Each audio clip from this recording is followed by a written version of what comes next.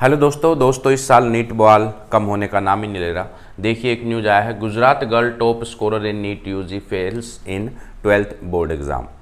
अब दोस्तों समझते हैं पूरी न्यूज़ आखिर क्या है। तो दोस्तों ये न्यूज़ है गुजरात की। तो गुजरात में एक लड़की, एक बच्ची का स्कोर नीट में आता है 700। तो 700 नीट में बहुत अच्छा स्कोर है। कोई ना कोई अच्छा गवर्नमेंट मेडिकल कॉलेज मिल ही जाएगा इतने स्कोर में। लेकिन बच्चा फेल हो जाता है अपने 12th बोर्ड एग्ज़ाम के अंदर। दोस्तों मैंने तकरीबन 13 साल हो गए मुझे इस फील्ड में पढ़ाते हुए, तो रेयरली ही मैंने कोई ऐसा केस देखा है जब इस प्रकार का रिज़ल्ट बच्चे का आता है। यानी जो बच्चा नीट में इतना अच्छा स्कोर करता है, हाँ ये हो सकता है कि बोर्ड में वो टॉप स्कोरर ना रहे, बट वो इजीली बोर्ड एग्ज़ाम को पास कर लेता है। तो हुआ यूँ, मार्च में बच्चे ने पेपर दिया तो फिजिक्स और केमिस्ट्री में उसके नंबर बनते हैं 21 और 31। यानी बच्चा फिजिक्स में भी फेल है और केमिस्ट्री में भी फेल है। तो नीट के लिए हमें 12th पास होना चाहिए, नहीं तो ये 700 मार्क्स का कोई बेनिफिट नहीं है। ये 700 मार्क्स आपके वेस्ट चले जाएंगे, आपका एडमिशन नहीं होगा। फिर जून में बच्चा सप्लीमेंट्री एग्ज़ाम देता है अपने मार्क्स को इम्प्रूव करने के लिए। तो बच्चे के मार्क्स अभी फिजिक्स में बनते हैं 22, यानी 3 महीने के अंदर 1 नंबर का इम्प्रूवमेंट होता है। यानी फिजिक्स में बच्चा फिर से फेल हो जाता है, बट कैसे ना कैसे करके पहले केमिस्ट्री में 31 थे, अब केमिस्ट्री में 33 मार्क्स आ जाते हैं और सप्लीमेंट्री एग्जामिनेशन जो जून में हुई थी उसमें बच्चा पास हो जाता है। बट फिजिक्स में बच्चा फेल है तो ओवरऑल 12th में फेल है, उसको नीट के बेसिस पे सीट मिलने वाली नहीं है, यानी MBBS सीट उसको गवर्नमेंट कॉलेज में नहीं मिलने वाला है। अब बच्चों ऐसा हुआ क्यों? देखो ऐसी 2 पॉसिबिलिटी के कारण ऐसा हो सकता है।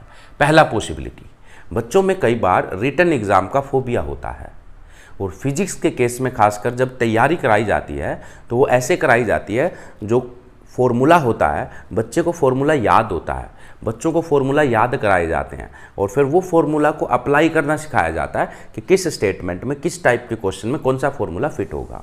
तो यानी बच्चे को फॉर्मूला याद करना होता है मेनली, और फॉर्मूले को अप्लाई करना आना चाहिए। ये फिजिक्स के लिए बेसिक रिक्वायरमेंट होती है कोचिंग क्लासेज में। यानी कोचिंग क्लासेज में इस तरीके से मेनली फिजिक्स जो है वो सिखाया जाता है।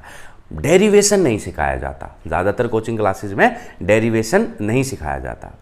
अब डेरिवेशन नहीं सिखाया जाता और बोर्ड एग्जाम में डेरिवेशन आ जाता है, उस वजह से बच्चा क्या होता है, ऑब्जेक्टिव टाइप एग्जामिनेशन में अच्छा कर लेता है क्योंकि वहाँ पे तो उसको फॉर्मूला याद है और उसको अप्लाई करना है।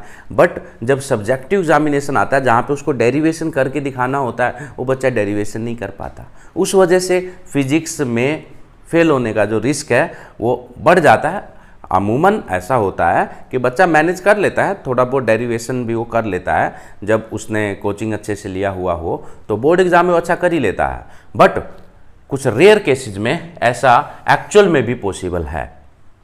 तो मैं ये नहीं कह रहा कि एक्चुअल में ऐसा पॉसिबल नहीं है, तो कुछ रेयर केसेस में एक्चुअल में भी ऐसा पॉसिबल है कि बच्चे को रिटन एग्जाम फोबिया है, वो डेरिवेशन नहीं कर पाया, उस वजह से वो फिजिक्स में फेल हो गया।